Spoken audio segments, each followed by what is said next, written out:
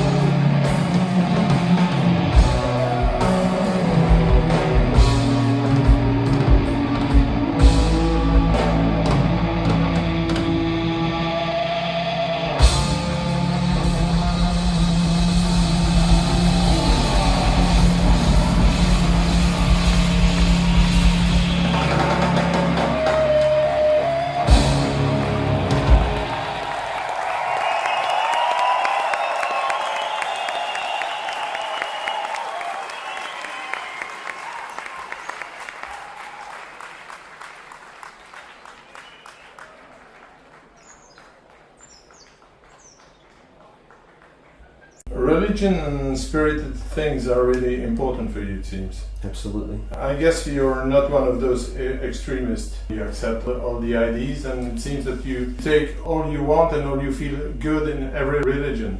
Well, on a good day, I mean, you know, I think that any one of us, we fight intolerance even within ourselves. You know, you're constantly looking for ways to improve yourself and to distill and purify your own perspective of things, so that you know you can hope, if there's any hope ever of ever seeing the truth, ever getting a glimpse of the truth and trying to live there. Mm-hmm. You know, you do that, and I think that it's not that I'm not a man of all religions and walks or anything like that. It's religion to me. I don't consider myself a religious person. I think that I'm a spiritual person, and religion is as more of a buzzword, you know, to mask the power of fraternity and people coming together of like minds, and you know, so that's what I see religion as. But for me, what my spiritual path is. It's very different. There's no church, you know, for me. Because when I look at your records, I see on the first one, Nanda Nandana, which is the adoptive father of Krishna. Yeah. It seems that you have a knowledge in all. Yeah, that's actually that's 100% Scott on that, because you know because of his I know it was his you. beliefs. No, I didn't on that first record. I didn't do any songwriting, because they had these songs together, and then I came, you know, and I sang on them. That's the only time I've ever done that in my life. You know, but they were good songs, and I thought that I personally thought, like, as much as I didn't want to go in and just sing on, you know, on someone's record, even though it was our record, I recognized that it was good and that it needed to live, you know, and that it shouldn't just die just because I didn't write it, you know. So that ended up being our first record, and then from there that's when I took over the songwriting, or you know, all of the lyrics, and I started writing complete songs for the band, and songs like Soul or Jordan or Torture, and, you know, a bunch of those types of songs. But no, those lyrics of introspection, like on Nanda Nanda Na, you know, or Flames of Lanka, and I think those are great lyrics, and the pictures that are painted, that's something I can get behind. Another nice picture is in Manifest Destiny when you talk about Chanumpa broke, which is the sacred pipe. That's for the sacred occult. pipe, And for the prayer also, Amitakeo Yasin. Mm-hmm. Are you very involved with Yes. the culture of the Indian plains? Yes. Oh. Yes, that's. That's fun. I have an obligation there, and that is a very sacred way of life, and it's a spiritual look at seeing the mystic within the mundane. You know, like your beliefs aren't separate from your living. It's your path. Your path throughout life is it's all wrapped together. You know. So people say like, "Oh, that's so spiritual," and if you really look at it clearly, virtually everything in life and everything you do is spiritual. Yeah. And there should be no separation. There should be no separation.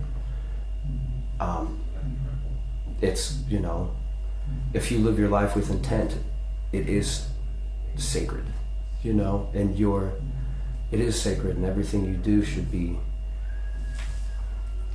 grounded that way. Now, don't get me wrong, that's a difficult path, you know. Yeah, sure. But I mean, you know, that's what you hope for, you know. That in your best form, those are the good days that you have, you know. So you strive for that.